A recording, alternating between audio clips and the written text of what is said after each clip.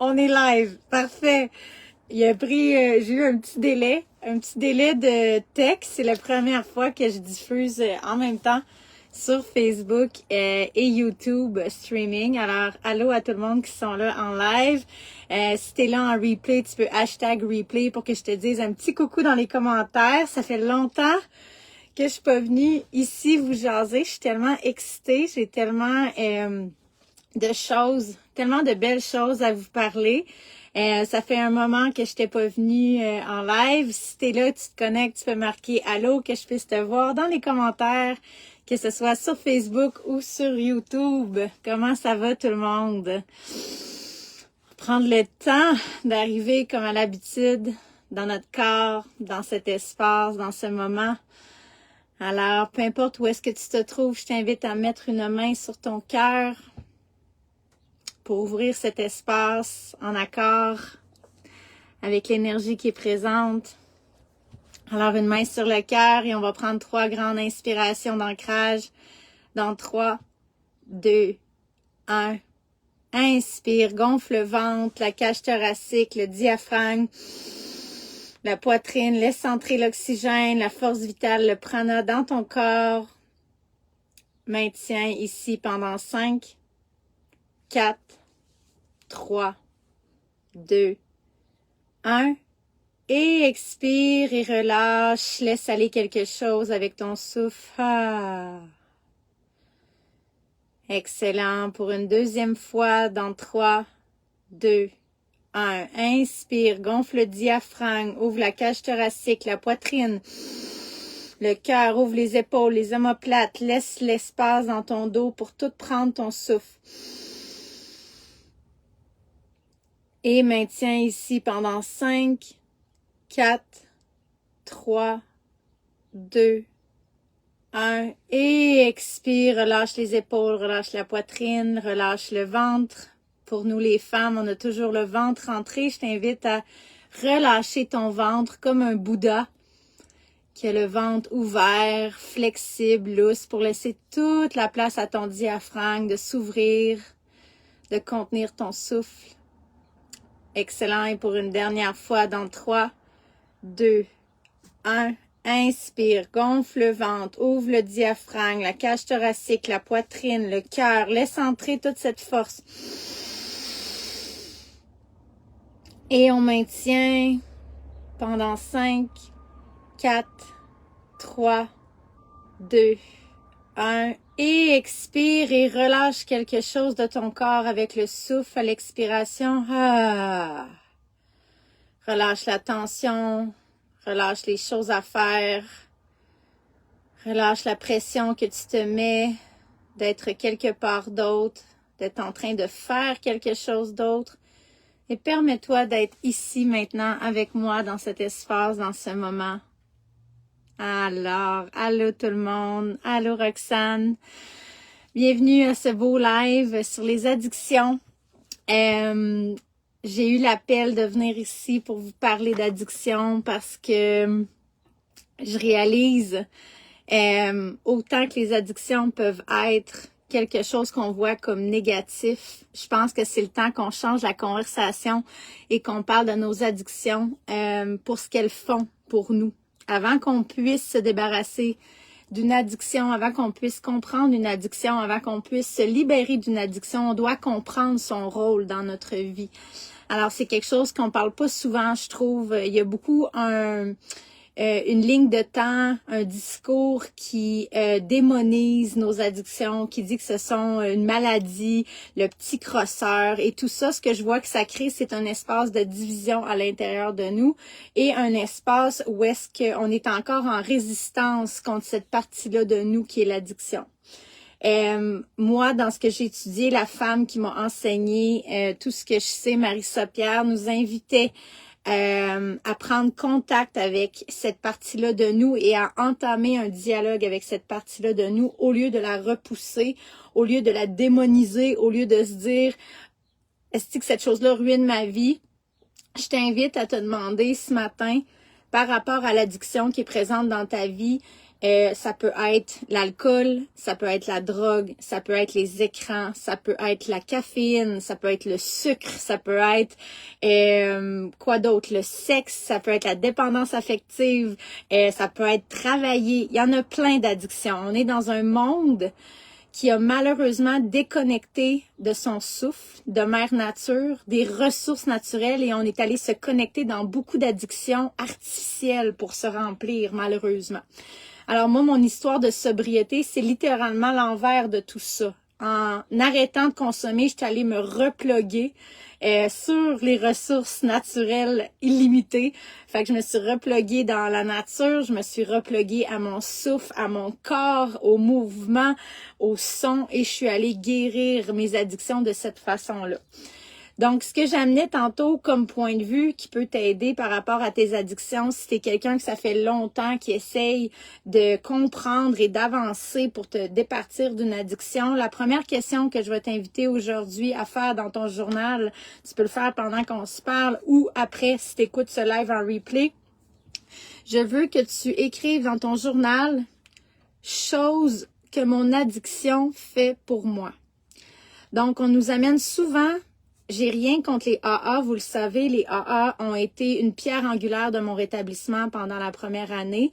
Ça a été mon support vraiment émotionnel. Les AA m'ont aidé à avoir un espace pour m'exprimer, pour verbaliser la souffrance que je portais à l'intérieur de moi sans jugement. Et ça, à ce jour, c'est une des plus grandes guérisons que j'ai eues, d'être accueillie dans toute la laideur des choses que j'avais faites en consommation par un groupe qui ne me jugeait pas. Pour ça, les AA ont été une pierre angulaire de mon rétablissement. Un côté que j'aime moins de ces mouvements-là, c'est l'accrochage à l'identité du malade, de la maladie, qu'on est toujours en train de réaffirmer. Bonjour, je suis Véronique, je suis une addict, je suis malade, je suis ci, je suis ça. Peu importe ce que tu dis après « je suis », tu deviens. Je suis pas la première qui dit ça. On peut aller étudier tous les ouvrages de Dr. Joe Dispenza. On peut aller étudier tous les ouvrages de Dr. Gabor Maté, qui sont des spécialistes dans le comportement d'addiction. Et ils vont te dire tout ce que tu mets après « je suis », tu deviens. Donc, c'est le seul côté dans des meetings, des fraternités que j'adhère un peu moins, c'est de toujours réaffirmer cette identité-là du malade, de la dépendante, de l'addiction, en disant « bonjour, je suis un addict ». Donc, moi, je ne savais pas ça au départ, je l'avais pas vu de cette façon-là. Et c'est ma professeure en hypnose RTT qui était très versée dans le subconscient, dans la programmation neurolinguistique, qui me fait comprendre à quel point c'est important de mettre des mots positifs après le « je suis ». Donc, c'est pour ça qu'en ce moment, ce que je te parle ce matin, c'est peut-être différent un peu de ce qu'on t'a appris. Mais j'ai envie de t'ouvrir une porte sur une nouvelle façon de voir cette partie-là de toi, au lieu de dire que c'est une maladie, au lieu de dire que c'est un petit crosseur. Ce matin, l'exercice que j'ai envie de te faire faire à la maison, c'est d'écrire dans ton journal « Choses que mon addiction m'a apportées ». Comment elle te sert et quelle chose qu'elle t'a aidé à faire. Et c'est là que tu vas pouvoir te rapprocher d'une façon passive et non en résistance avec cette partie-là de toi qui crée ton addiction pour entamer un dialogue avec ton addiction et voir pourquoi elle est dans ta vie à ce moment-ci. C'est vraiment là, quand on commence à comprendre c'est comment qu'elle te sert, quelle est son intention, quel est son but, quel est son rôle dans ta vie, qu'on peut commencer à faire du reverse engineer, puis aller à la racine de c'est quand que cette addiction-là a pris forme en toi pour te rendre service face à cette situation-là, face à cette blessure-là. Donc, c'est vraiment le point culminant de toute la guérison, de la façon que je l'enseigne avec mes clientes, c'est de commencer par regarder à quoi te sert ton addiction dans ta vie, qu'est-ce qu'elle t'aide à faire. Alors, tu peux faire cet exercice-là à la maison en ce moment. Je vais te dire bonjour à tout le monde. Bon matin, Sarah Joanie, Roxane, Julie, Marie-France, Roxane qui dit 3 ans sans alcool le 14 février à la Saint-Valentin. Wow, c'est vraiment beau! Maintenant, je suis prête pour la suite, le cannabis. Bravo, Roxane. Je trouve ça tellement, tellement beau. Une chose à la fois, c'est ça que je trouve cool dans ton partage. Avant que j'arrête la cigarette, qui était littéralement genre 10 fois par jour, là, on s'entend, sais, on boit le soir, mais la cigarette puis le cannabis, c'est là souvent dans toute notre journée, là. Tu sais, c'est vraiment intertwined dans notre horaire, dans notre quotidien. Fait que bravo de t'attaquer au cannabis. Puis deuxième chose, je trouve ça bien que tu aies pris le temps de te détoxer d'une substance avant de t'attaquer à l'autre. Moi, j'ai attendu 2 ans avant d'arrêter de fumer la cigarette parce que pour vrai, j'aurais juste pas été capable les deux en même temps. J'ai arrêté cocaïne et alcool en même temps.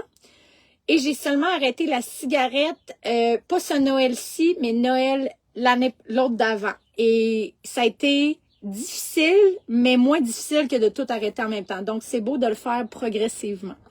Bon matin, Catherine. Bon matin, Jessica. Sarah Joanie, dis-moi, c'est la cigarette. La cigarette, là, je me souviens, je disais, genre, je pouvais pas m'enlever ça, là. Genre, c'est tout ce qui me reste, je peux pas couper la cigarette, là, tu sais, j'avais arrêté l'alcool, j'avais arrêté la poudre, j'étais là, mais la clope, je ne vois même pas dans quel monde je peux m'enlever ça, c'est tout ce qui me reste. Puis c'est drôle de voir le chiffre de pensée, de voir, hey, c'est tout ce qui me reste, mais en même temps, c'est quelque chose qui est en train de nous tuer, on le sait, puis aussi de prendre tout notre argent, mais mentalement, on s'est fait une histoire, on a écrit une croyance que cette cigarette-là, là, c'est tout ce qui me reste en ce moment, comme si c'était notre sauveur, mais finalement, elle est nocive. Fait que c'est tellement intéressant de regarder les histoires que notre subconscient nous raconte vraiment pour nous renforcer dans l'addiction. Donc, encore une fois, 6 mois sans tabac. Wow, Roxane, bravo.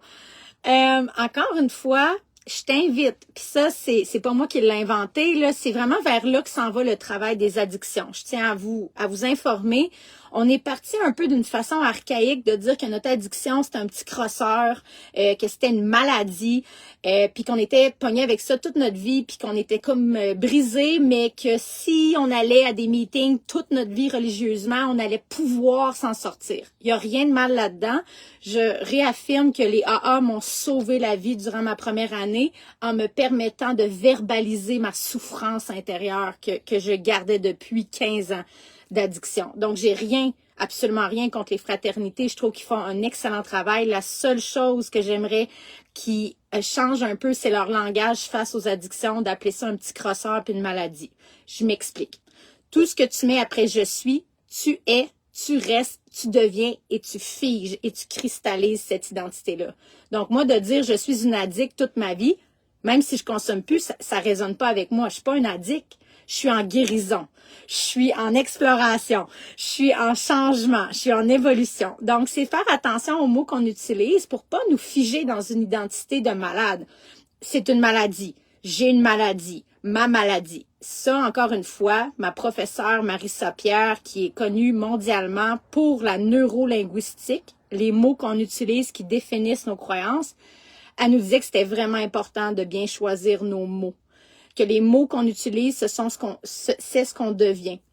Donc, ton addiction n'est pas une maladie, ton addiction n'est pas ton ennemi. Bien au contraire, ton addiction a des choses à te dire et elle a des choses qu'elle fait pour toi. Parce qu'il n'y a aucune partie de toi que ton subconscient a créée qui est contre toi. Intrinsèquement, il est là pour te rendre service. Donc, la question que j'ai posée en début de live, que je t'invite à faire aussi à la maison, peu importe pour ton addiction, que ce soit le café, le sexe, l'alcool, le sucre, les écrans, on a un choix maintenant là d'addiction là interminable.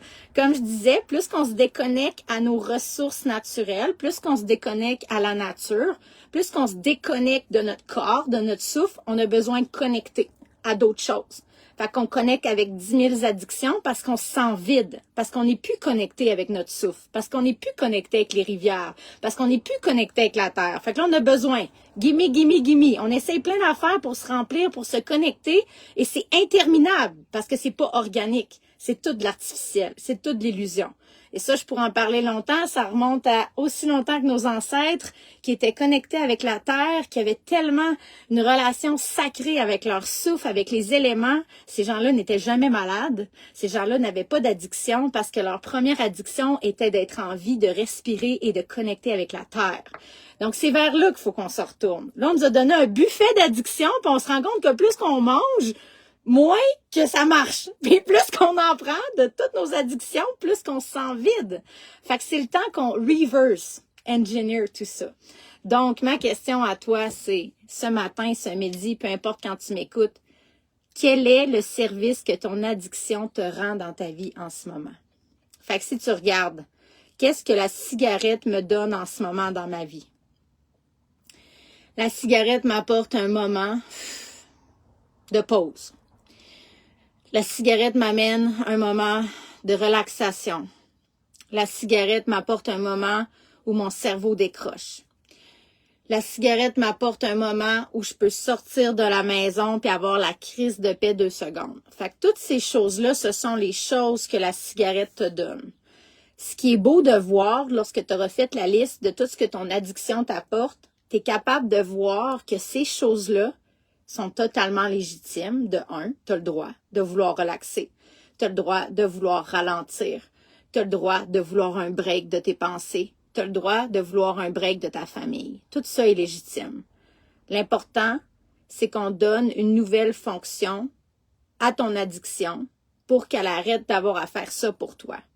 Donc, si tu es capable de trouver toi-même des moyens dans ta journée pour te donner des moments de pause, pour prendre le temps de respirer, parce qu'on va se le dire, pourquoi que ça relaxe une cigarette? C'est que ça ralentit notre souffle.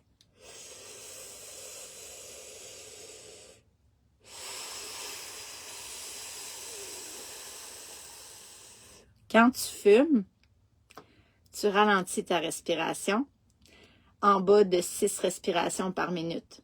Et qu'est-ce que ça fait, ralentir sa respiration en bas de 6 respirations par minute? Ça enclenche ton système nerveux parasympathique, qui est la détente, la relaxation et le calme. Donc, fumer ta cigarette, ultimement, c'est pas la nicotine qui te relaxe. C'est le rythme de ta respiration. Et bonne nouvelle, tu peux faire des respirations en breathwork qui vont te donner le même high ou la même relaxation. Tout ce que tu cherches à l'extérieur de toi avec tes addictions, tu peux le générer à l'intérieur de toi avec ta respiration. C'est le plus beau scam de tous les temps. On nous a fait croire qu'on avait besoin de choses à l'extérieur de nous pour nous réguler. Ultimement, toute addiction est faite dans le but de te faire croire que ça te régule. Moi, quand je prenais un verre de vin, ce que ça me faisait du bien, c'est que ça me donnait l'impression d'être en vacances. Hey, un petit verre de vin. Je te garantis que si tu prends le temps d'aller t'asseoir en nature et de respirer, de faire un breathwork, tu vas sentir le même high, sinon plus, parce qu'il est organique puis réel. Et tu vas aussi te sentir en vacances. Mais pour les bonnes raisons. Fait que c'est tout un changement de perspective. C'est des changements d'habitude qui sont pas faciles à changer. Allô, ça m'a pris 15 ans avant de comprendre la méthode que je pouvais prendre pour m'aider à arrêter de consommer. Ça se fait pas du jour au lendemain. Mais ce que je te dis aujourd'hui, et pourquoi je voulais venir vous parler et te donner un petit truc pour commencer à découvrir une nouvelle trail avec tes addictions, un nouveau langage, une nouvelle relation, c'est de leur demander qu'est-ce qu'ils font pour toi. Qu'est-ce qu'ils font pour toi? Et lorsque tu as cette liste-là de qu'est-ce que ton addiction fait pour toi, regarde où est-ce que tu peux reprendre ton pouvoir dans ces choses-là. Où est-ce que c'est possible pour toi de reprendre ton pouvoir de cette addiction-là et d'aller chercher des activités ou des pratiques autres que ton addiction qui peuvent t'apporter le même relief. Fait que ça, c'est des choses qui sont, peut-être qui demandent un petit peu plus d'effort. Peut-être que tu vas avoir besoin, au lieu d'aller chercher ta bouteille de vin à la sac en finissant de travailler, ta bonne bouteille de vin rosé, là, qui est tellement bien méritée, ça va peut-être prendre un petit moment avant que tu sois capable de shifter la trail d'aller à la sac pour aller faire une classe de yoga. Mais je te garantis que si tu prends la décision de reprendre le pouvoir sur tes addictions et de toi-même t'auto-suffire dans ce que tu as besoin pour te réguler et d'arrêter de donner ce pouvoir-là à un verre de vin, à une cigarette, à un homme, à un téléphone, peu importe ce que tu utilises pour te réguler. Je te garantis que tu as tout ce que tu as besoin à l'intérieur de toi pour le faire toi-même. C'est juste un nouveau langage. C'est juste des nouvelles choses que tu dois explorer, que tu dois pratiquer. Moi, c'est le breathwork. Moi, le breathwork a complètement transformé ma vie. Moi, j'étais quelqu'un d'hyperactive qui était pas capable de s'asseoir. Parle-moi pas de méditation, je sais pas comment m'asseoir en silence. J'étais fucking hyperactive. Et c'est pour ça que la cocaïne était ma drogue de choix, parce que là, j'avais une raison de tout le temps être en mouvement, en action, comme si j'avais tout le temps quelque chose à faire. Et j'étais incapable de m'arrêter. Quand je m'arrêtais, c'est parce que j'étais knockdown, parce que j'avais consommé, bu et mélangé la coke pendant je sais pas combien de jours, et que là, mon corps avait un shutdown. Là, je dormais pendant 2 jours. Mais j'étais incapable de prendre ce temps d'arrêt par moi-même. Je savais pas comment. Le breathwork, quand c'est rentré dans ma vie, pour ceux qui connaissent l'histoire, c'est miraculeux comme histoire. Là, je vais peut-être prendre le moment de vous en parler parce que ça va peut-être ouvrir une dimension. On pense qu'on faut tout qu'on fasse nous-mêmes pour guérir. T'es pas tout seul. Tu peux demander de l'aide dans l'invisible pour t'aider à guérir. Et c'est là que je vais te parler de cette dimension-là qui est un peu plus ésotérique, abstraite peut-être, mais que moi, ça m'a complètement sauvé la vie et ça m'a aidé à découvrir l'hypnose RTT, ça m'a aidé à découvrir le breathwork et tout ça a parti d'une prière. Et je vais vous en parler dans un instant. Je vais juste dire bonjour, il y a plein de monde qui se sont connectés. Bonjour Brenda, allô ma belle Roxane, ça fait plaisir mon beau Gab, je t'aime, j'ai assez hâte de co-créer avec toi. Allô Marie-Pierre, il y a des filles de Come Back Home ici, je vous aime. Caro, si vous n'avez pas écouté ces émissions en quête de dépendance, justement, sur des histoires de gens qui s'en ont sortis, qui avaient toutes les chances, pas de leur côté, puis qui ont réussi à se sortir d'une vie d'addiction, allez écouter son émission en quête de dépendance, c'est magnifique tout ce qu'elle a partagé. Bonjour Alain, allô ma belle Julie qui était au studio en ligne de Breathwork avec nous pendant quasiment 1 an, je t'adore, je t'aime. Parler haut et fort, enfin quelqu'un qui parle fort. Ah ouais, tu vas parler fort. Bon matin Catherine, ça me donne du lâcher prise, un petit moment pour toi. Puis c'est ça je disais, c'est légitime. C'est légitime de vouloir un lâcher prise. C'est légitime de vouloir un moment pour toi. Et la question c'est comment que je peux trouver d'autres pratiques qui m'apportent ces moments-là. Puis ultimement, on le sait qu'on est capable de le faire. C'est juste que c'est peut-être un petit peu plus facile de donner ça à une cigarette ou un verre de vin. C'est sûr que ça prend un petit peu plus de motivation de faire une activité qui est bonne pour nous, on le sait. Tout ce qui est mauvais, c'est facile. Tout ce qui est bon, c'est difficile. Mais sur le long terme, on rebâtit notre confiance en nous, on rebâtit notre discipline et on a tellement une fierté que ça soit nous qui nous donnons ce lâcher-prise-là puis ce moment-là pour nous au lieu d'une cigarette, au lieu d'un verre de vin, au lieu de si X, Y, Z remplace par ton addiction de choix. C'est pas facile, mais ça se fait, j'en suis la preuve vivante. Donc, je voulais arriver à la partie qui est un peu plus abstraite, mais qui est ça fait partie de mon témoignage parce que sans ça, j'aurais pas découvert les modalités qui m'ont sauvé la vie, littéralement. Les moments les plus sombres de mes addictions, les moments les plus difficiles où j'étais rendue à un mur, littéralement, puis que je savais plus quoi faire, j'ai abdiqué. Je me souviens très bien d'être dans mon salon à Sainte-Brigitte-de-Laval, à genoux, pleurer toutes les larmes de mon corps, puis demander à Dieu, sans savoir à qui je m'adresse, s'il te plaît, envoie-moi de l'aide. J'ai tout essayé, je sais plus quoi faire. Je suis au bout de mes ressources. Si c'est ça, ma vie à 33 ans, j'en veux plus. Je veux plus ce cycle infernal de rechute. Je ne veux plus souffrir. Je veux plus cette vie-là. Si c'est ça, je suis prête à m'en aller. Je me souviens très bien d'avoir dit ces mots-là et d'avoir dit, si tu as quelque chose d'autre pour moi, ça serait le temps que tu me l'envoies. Parce que là, ma patience est rendue là. Puis je suis vraiment fucking écœurée de cette vie de souffrance-là. S'il y a autre chose de disponible pour moi, s'il vous plaît, mon Dieu, envoie-le dans ma direction. Parce que là, la petite fille en bas est écœurée, là. Puis tu sais, je commençais à avoir des pensées noires. En toute honnêteté, je voulais plus vivre. Je voulais plus rechuter. Juste penser à une autre rechute à l'intérieur de moi, c'était comme si je me poignardais. J'étais plus capable. Et c'est là que j'ai eu un rêve. J'ai rêvé d'une femme qui avait un papillon dans le cou, qui me faisait signe de la suivre. Et là, à ce moment-là, je fais pas nécessairement de lien avec ça. Je fais juste comme, bah, c'est un rêve spécial, c'est un rêve bizarre. Le lendemain, je suis sur Instagram en train de scroller et là, je vois une fille dans mon feed qui a un monarque tatoué dans son cou. Puis là, je fais comme, voyons, c'est quoi les chances? Et là, je regarde son profil, cette fille-là, Marika, Breathwork Instructor. Là, je fais comme, c'est quoi ça, du breathwork? Puis moi, j'étais encore dans le temps qu'il fallait que ça soit cool, là. Je trouvais ça loser en tabarnak d'être sobre. Je trouvais ça cool en crise d'être sa coke. J'étais encore dans cette croyance-là. Fait que moi, si tu me parlais de quelque chose, à ce moment-là, il fallait que ça soit cool. C'est là que le breathwork m'a accroché. J'étais encore dans mon ego d'avoir besoin que quelque chose soit hot pour que ça me sorte de ma vie de party. Parce que moi, ma vie de party, je la trouvais vraiment hot, même si c'était en train de me tuer à petit feu. C'est là que le breathwork a réussi à s'insinuer dans ma vie parce que je trouvais ça vraiment badass. Et là, je vois cette fille-là assise au Mexique sur une roche en train de faire une respiration de feu. Puis je suis comme, man, c'est quoi ça? C'est dans mes hot, elle est dans mes hot, cette fille-là. Puis là, on n'oublie pas qu'elle a le monarque de tatoué dans son cou que j'ai rêvé là, après ma prière. Puis là, je suis comme, là, je fais 1 plus 1 plus 2 plus 3. Je fais, man, faut que j'écrive à cette fille-là.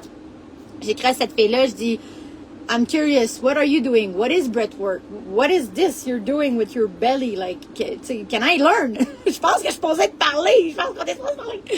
Et là, cette fille-là, elle me dit, oui, c'est du breathwork. Moi, ça m'a sauvé la vie. J'avais des problèmes dépressifs, j'avais des problèmes de poids, des problèmes d'alimentation et ça m'a sauvé la vie. Maintenant, je l'enseigne. Puis là, je suis comme, ben, allô? Et là, à ce moment-là, j'étais encore quand même sur la limite de consommer. Je travaille 2 semaines dans le Nord, que je suis sobre, que je m'entraîne. Quand je reviens à Québec, je rechute et je suis dans le début de mon cours d'hypnose RTT. Puis là, je veux vraiment pouvoir étudier mon cours, mais je le vois, là, je slide encore dans la cocaïne. Là. Tu sais, j'ai de la misère à changer de trail. Et là, c'est là qu'elle me dit, j'enseigne le breathwork, je donne des coachings d'1 mois. Est-ce que tu aimerais ça avoir les bases? Puis là, je suis preneuse maintenant ici. Je vais trouver les moyens, nanana. On commence notre coaching et c'est là que j'ai mon premier moment transformationnel dans un breathwork qui a juste révolutionné mon monde intérieur. C'est là que j'ai compris que j'étais plus qu'un corps humain.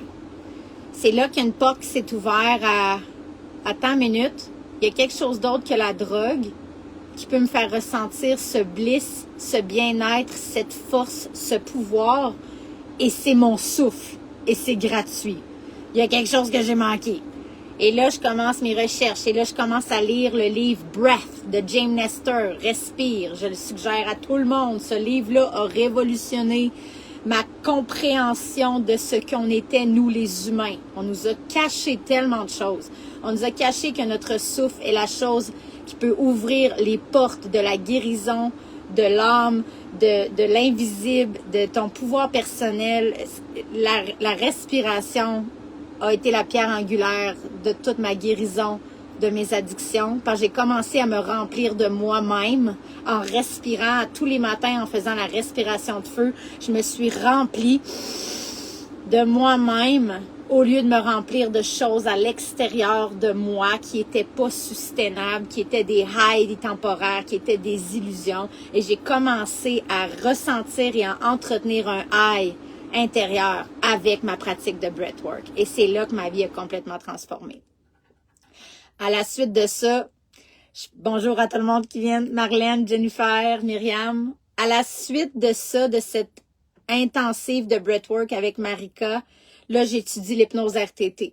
Là, je commence à être capable d'avoir des rushs, d'avoir envie de consommer, puis d'aller prendre mes écouteurs, d'aller sur le bord de la rivière et de faire mon breathwork pour passer mes rushs. C'est comme ça que mes premiers rushs de cocaïne ont passé. J'ai mis du gros beat, puis j'ai fait ma respiration de feu, du mouvement, je criais, c'était très intuitif. J'essayais de traverser des rushs qui peuvent être très difficiles pour ceux qui consomment la cocaïne. Ça te prend viscéralement, t'as envie. Je mettais mon beat, j'allais sur le bord de la rivière, puis je respirais.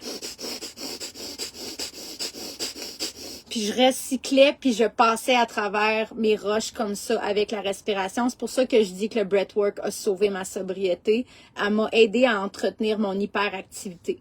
Elle m'a aidé à ressentir aussi tout ce qui était à l'intérieur de moi. J'avais beaucoup de colère à l'intérieur de moi.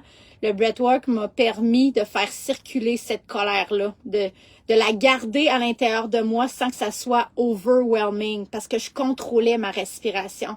C'était plus la colère qui me contrôlait, c'était moi qui contrôlais ma respiration et qui surfait ma colère. Fait que j'étais capable de me sentir en sécurité, de ressentir ces émotions fortes-là en respirant. Et je crois que c'est ça qui m'a aidé à surfer tout ce qui est monté durant les premiers mois de sobriété parce qu'il y avait du stock là, après 15 ans. Là. Fait que c'est là que j'ai commencé à faire le breathwork. Je me souviens de mes premières séances de quasiment une demi-heure, 1 heure à Sainte-Brigitte-de-Laval sur le bord du lac à écouter ma playlist Organica. Et c'est là que j'ai développé la modalité que j'enseignais au studio en ligne qui était Hypno Breath Flow. C'était comme une énergie de transe à cause de la musique. Breath pour breathwork, puis flow parce que c'est comme si mon corps avait besoin de bouger. Lorsque je respirais, je faisais des temps de rétention. Et quand je faisais mes rétentions, j'avais comme l'énergie dans mon corps qui avait besoin de circuler. C'est là qu'intuitivement, je me suis mis à rentrer dans mon souffle. Cette première année-là a beaucoup été ça, ma guérison. Respirer en nature et laisser mon corps me guider dans ce qu'il avait besoin d'évacuer. Parce qu'on se rappelle qu'un trauma, c'est une émotion qui est figée dans le corps. Donc, c'est comme si pendant cette première année-là, en nature, mon corps a comme défigé intuitivement toutes ces choses-là, tous ces traumas-là qui vivaient dans mon corps. Et puis ensuite, j'ai étudié l'hypnose RTT qui m'a aidé à aller à l'intérieur de moi, dans les mémoires vraiment cachées. Et c'est ce que j'enseigne maintenant. C'est ce qu'on fait dans la cohorte comme Bacon en ce moment avec les femmes, de aller voir la racine dans ton subconscient de où et quand et comment qu'est née ton addiction ou ton comportement d'autodestruction. C'est quoi la racine de ce besoin que tu as de t'auto-saboter? Parce qu'il y a toujours une raison. Il y a toujours une mémoire difficile qui est à l'origine d'un comportement qui te suit jusqu'à ta vie d'adulte. Il y a toujours quelque chose qui s'est passé. De 0 à 7 ans, il y a quelque chose qui s'est passé, qui s'est imprimé en toi et qui a développé des comportements à l'âge adulte. Donc, s'il y a des choses que tu as dans ta vie que tu comprends pas, que tu as de la misère à mettre le doigt pourquoi tu n'es pas capable d'arrêter de faire cette chose-là, ça se peut très bien que la réponse se trouve dans tes mémoires enfouies, dans tes mémoires cachées, dans ton subconscient. Ça se peut très bien qu'il y ait des mémoires qui sont là. Et quand je dis des mémoires cachées, je ne dis pas ça légèrement, là. Tu sais, ça arrive très régulièrement que j'ai des clientes qui retournent dans le ventre de leur mère, qui entendent les conversations, qui entendent le père dire « je le veux pas, cet enfant-là ». Déjà, en étant dans le ventre de leur mère, en étant fœtus, elles ont entendu. Quand tu es fœtus, tu vois pas, mais tu entends et tu ressens tout ce que ta mère ressent. Donc, si, durant une conversation, ton père il a dit à ta mère « je le veux pas, cet enfant-là », et qu'elle, elle a ressenti le rejet, la peur, l'anxiété à ce moment-là, elle t'a transféré toutes ces émotions-là en temps réel dans toi, étant fœtus. Et l'histoire, c'est que malheureusement, on porte ces mémoires-là. Ils n'ont rien à voir avec la femme adulte ou l'homme adulte que tu es aujourd'hui. Ça n'a rien à voir avec si tu es aimable, si tu es désiré et si tu as ta place sur Terre. Ça, on le sait consciemment, mais inconsciemment, lorsque tu étais un fœtus, tu t'es senti rejeté et ça s'est imprimé dans ton ADN. Et ça, tu le portes encore, que tu le saches ou non. Et c'est vraiment les moments les plus transformateurs en hypnose RTT, lorsque le subconscient montre ces mémoires-là à mes clients, à mes clientes, qui sont tellement révélateurs parce que tu réalises que ce que tu portes comme blessure ne t'appartient pas. Tu es capable de vraiment cognitivement comprendre « Hey, c'est pas parce que quand j'étais même pas encore née que je me suis sentie rejetée que je suis quelqu'un qui ne vaut pas la peine d'être aimé à 37 ans. Voyons donc, tu le vois que ça n'a aucun sens. Mais tant que tu le vois pas et que tu le comprends pas, tu peux pas le changer, le guérir et le lâcher, le laisser aller. Donc, c'est là que moi, en hypnose, j'ai vraiment fait des connexions profondes avec ce qui alimentait ma consommation. Ça a été toutes les réponses à mes questions. les pourquoi que je me détruisais depuis 15 ans dans la drogue, dans l'alcool, dans le sexe, pourquoi je me faisais autant de mal, moi, ça, je l'ai tout compris dans mes séances d'hypnose. J'ai compris à quel point je souffrais à l'intérieur de moi, même si je le savais pas. C'est là que je mets l'accent lorsque je parle de ça, que c'est vraiment important que tu comprennes que ton conscient retient et se rappelle juste de 5% de toutes tes mémoires de ta vie. Donc, lui, il choisit 5% qui est important pour que tu sois la personne que tu suis. Il n'y a pas besoin de se rappeler de toute ta vie. Il n'y a pas assez de stock. Il n'y a pas assez de stockage. Mais toutes ces mémoires-là, ton subconscient est comme une boîte noire qui enregistre durant la nuit, durant le jour. Le subconscient n'arrête jamais d'enregistrer depuis ta naissance. Donc, toutes ces mémoires-là sont cachées à l'intérieur de toi et alimentent des comportements sans que tu saches pourquoi. Et c'est là qu'il y a des gros déclics dans les gens que je coach, qui ont des addictions, quand ils comprennent d'où est-ce que vient l'addiction, à quel âge que tu avais quand cette addiction-là a pris place dans ta vie. Qu'est-ce qui se passait à ce moment-là dans la vie de telle personne pour que cette addiction-là commence à s'enraciner, à se développer. Et il y a toujours des réponses tellement transformatrices en hypnose. Parce que tu comprends enfin la racine de ce qui alimente tes comportements d'autodestruction et d'addiction. Fait que c'est là que moi, je suis allée me faire former en hypnose RTT et que j'ai voulu comprendre la puissance du subconscient et que j'ai réalisé à quel point que la croyance que j'avais, c'est que j'étais brisée, que j'avais une malédiction, que j'allais jamais être capable d'arrêter de consommer, puis que Dieu m'avait abandonnée. La vie était contre moi. J'étais une grande victime.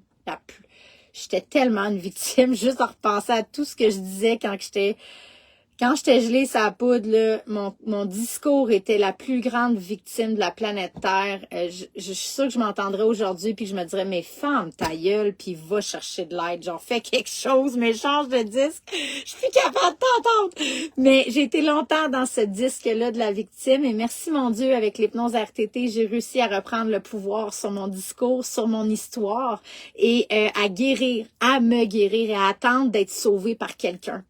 J'ai repris la charge de me sauver moi-même avec l'hypnose parce que j'ai réalisé que ma petite fille intérieure, c'est juste moi qu'elle attendait. Ma petite fille intérieure, c'est pas un homme qu'elle attendait, c'est pas de l'argent, c'est pas du succès, du fame. Ma petite fille intérieure, la seule chose qu'elle avait besoin, c'était moi. Et en hypnose RTT, c'est ce qu'on fait. On te fait aller à la rencontre de l'enfant intérieur à l'intérieur de toi pour que lui ou elle puisse te dire c'est quoi ses réels besoins en ce moment. Comme moi, ce matin, j'ai fait ma méditation matinale que je vais à la fin mettre ma main sur mon cœur. Tu peux faire la même chose à la maison. Si tu n'as pas encore l'argent pour aller te former ou pour faire, peu importe, là, tu sais, il y a souvent, j'ai pas d'argent. Écoute, ça prend pas d'argent pour commencer à prendre soin de toi, OK? Ça prend 5 minutes, ça prend du temps et la volonté de te prendre en charge. 5 minutes le matin, tu fais de la cohérence cardiaque. Trouve sur YouTube cohérence cardiaque 5 minutes, OK? Easy peasy peasy. Bonjour à tout le monde qui s'est connecté. Marianne, Emma, Jess, je vous aime. 5 minutes le matin avant que tu fasses quoi que ce soit. Ton devoir avant qu'on se laisse de ce live-là. En te levant le matin, si tu es capable, fais-le sans téléphone. Le but, c'est de ne pas prendre ton téléphone les 10 premières minutes que tu te lèves, je t'en supplie. Ça va tout changer ta journée. Donc, réveille-toi avant d'ouvrir ton téléphone. Je sais qu'on l'a tout juste à côté de nous, mets-le bien loin au pire. Dans ta maison, dans ta chambre. Change-le de pièce s'il faut. À ton réveil, pendant 5 minutes, inspire 5 secondes par le nez. Expire 5 secondes par le nez. Inspire 5 secondes. On gonfle le ventre. Expire 5 secondes. On descend le ventre. Tu fais ça pendant 5 minutes. C'est ce qu'on appelle le 5-5-5. Cohérence cardiaque. À la fin de ta cohérence, à la fin de ton 5 minutes, tu peux le faire 10 minutes si tu veux, là. mets ta main sur ton cœur et va demander. Tu peux le faire en temps réel avec moi aujourd'hui. Est tout le temps disponible, cette partie-là de toi.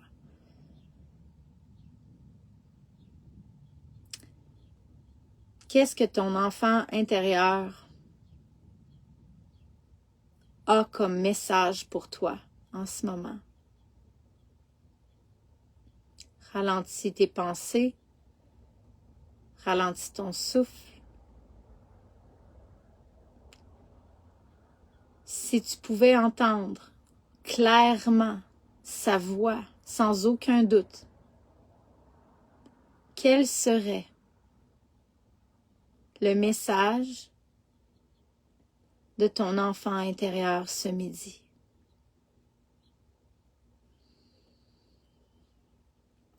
Le mien, c'est ça va bien aller, fais-toi confiance. Si tu as envie de partager dans les commentaires, quel est le message que tu reçois en ce moment? Ça se peut que ça te dise « Ralentis ».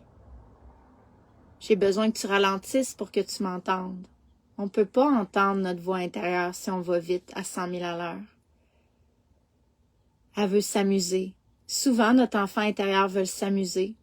En ce moment, dans l'accompagnement comme Back Home, la plupart des femmes, l'auto-hypnose qu'elles ont écoutée pendant 21 jours, il y a beaucoup d'amusement. Il y a beaucoup de créativité. Il y a beaucoup de lâcher son fou. Les femmes, on se met tellement de pression, on se met tellement de sérieux. On a oublié de s'amuser. On ne sait plus comment s'amuser. On n'a plus de sexualité, on n'a plus de créativité, on n'a plus de flexibilité. On est tête, barré de mur en mur. Je t'occupais, tabarnak!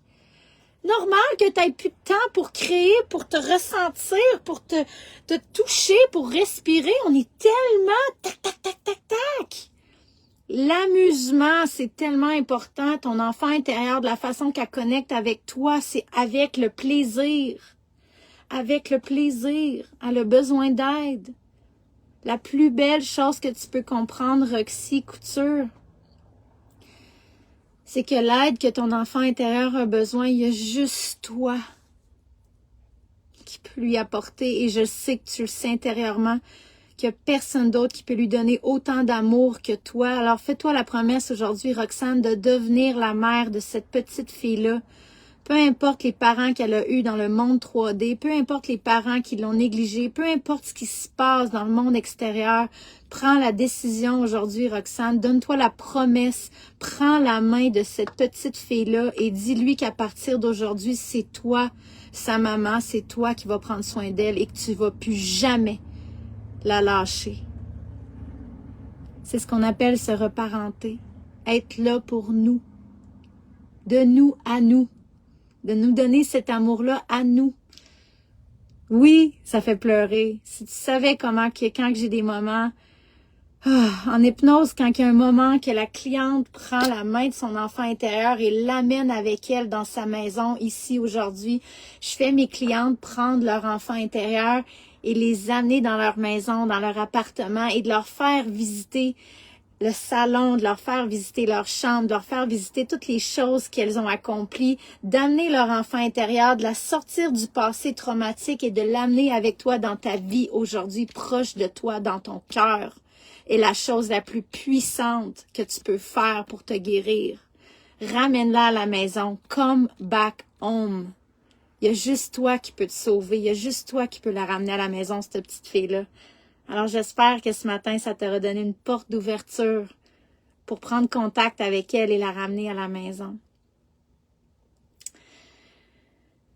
Alors, sur ce, vos devoirs avant qu'on se revoie la semaine prochaine, parce que je vais continuer à parler d'addiction, parce qu'on a beaucoup de choses à démêler. Puis la première, c'est ce que je vais revenir en début de live.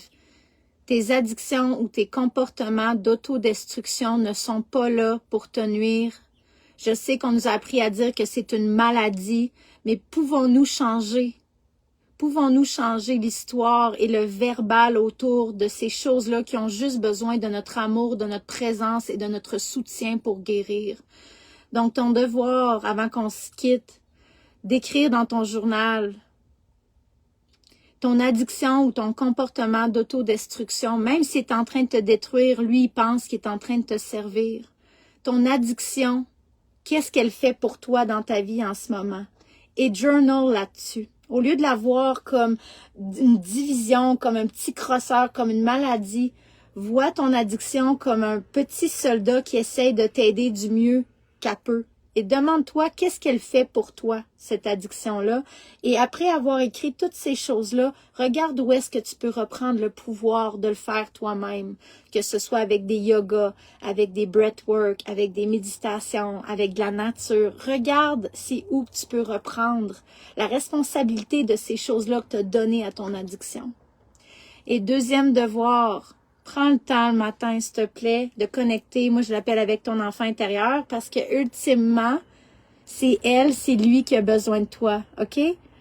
Le matin, là, j'appelle ça faire un check-in intérieur. Respire, fais ta cohérence cardiaque avant d'embarquer sur ton téléphone. Si ça peut t'aider, achète-toi un calendrier. Moi, je fais ça. Je m'achète un calendrier.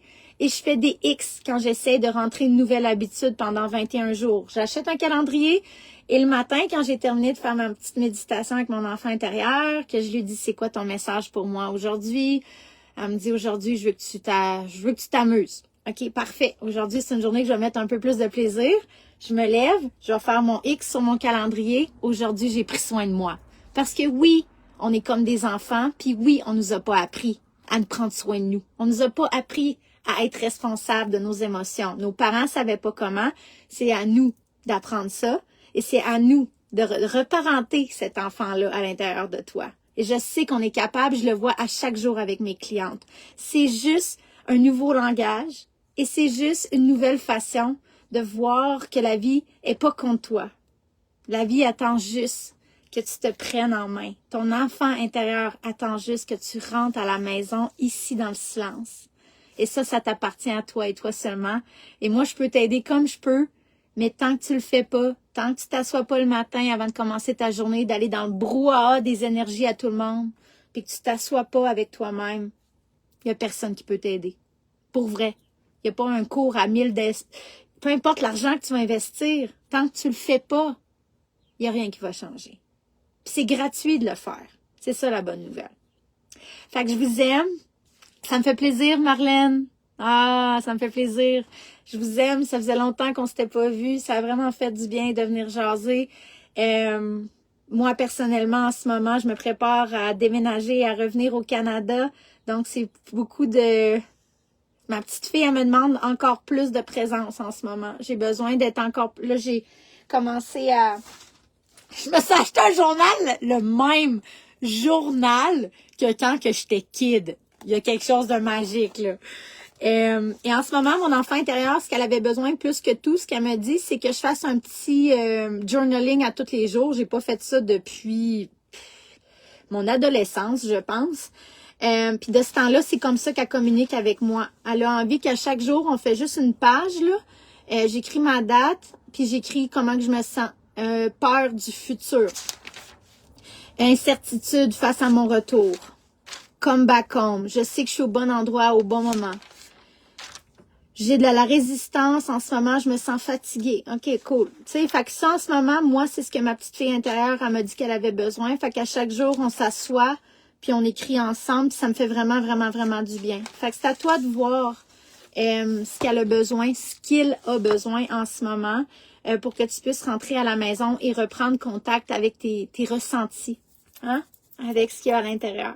Il y a plein de façons de le faire. C'est à toi de voir c'est quoi qui résonne en ce moment.